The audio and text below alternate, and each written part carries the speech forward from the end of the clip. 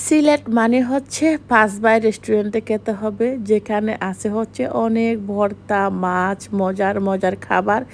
আমার মনে হয় না সিলেটে আসলে এমন কোনো মানুষ এই রেস্টুরেন্টে যায় না।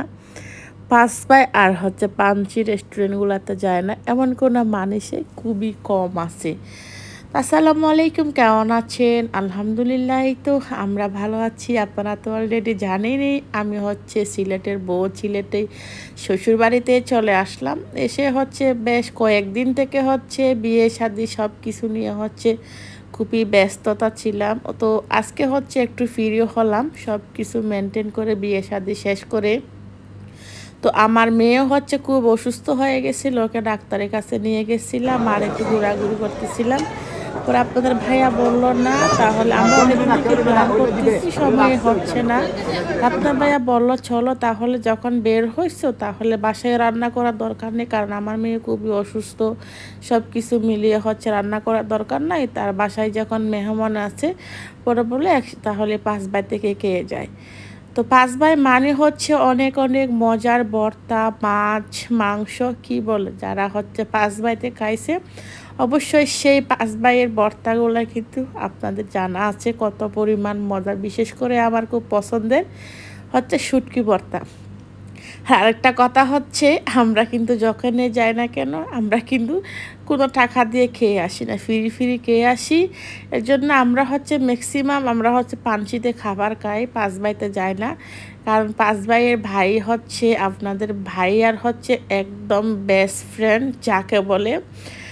তো আমরা এর জন্য হচ্ছে ভাইয়া রেস্টুরেন্টে খুব কমই যাই। তো আজকে হচ্ছে ভাইয়া হচ্ছে বাড়িতে ছিল, তো অনেক দিন পরে রেস্টুরেন্ট ওপেন করছে, কারণ হচ্ছে ওই যে হচ্ছে সমস্যার প্রবলেমের কারণে হচ্ছে বন্ধ ছিল।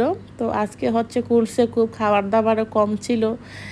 তো আপনাদের ভাইয়ার বেস্ট ফ্রেন্ডটা কিন্তু বাড়িতে ছিল, তো তার জন্য আমরা মনে করলাম না চলে যাই। তো গেলে কি আর হয়, ওখানে গেলে হচ্ছে সবাই চিনে ফেলে, কিছুই করার নেই। আর আমার হচ্ছে পাঁচ ভাইয়ের খাবার ছাড়া আর কোনো খাবারে মজা লাগে না। তো বললাম চলো যাই হোক, পরে হচ্ছে গেলাম, গিয়ে পরে হচ্ছে সবাই তো সেই চিনেই ফেললো। পরে আর কি করব, কিচ্ছু করার নাই, ধরা খেয়ে গেলাম, যেটাকে ভয় পাই সেটাও। তো ফিরি ফিরি খেয়ে আসলাম, কে হচ্ছে মজার মজার ভর্তা আর হচ্ছে অনেক দিন পরে কোলা হয়েছে, তো এর জন্য হচ্ছে মানে বেশি খাবার দাবার ছিল না, খুবই অল্পের মধ্যে ছিল। তো খাওয়া দাওয়া শেষ করে হচ্ছে আবার হচ্ছে ভাইয়ারা হচ্ছে ফান দিছিল আমাদেরকে, ফান খাওয়ার জন্য চা দিছিল। তো খাওয়া দাওয়া শেষ করে হচ্ছে বাসায় আমরা সবাই চলে আসতেছি আর অনেক বেশি মজা করতেছিলাম। বললাম আমরা চুরি করতে এসো, কিন্তু চুরি করতে পারলাম না, কিছু করার নেই।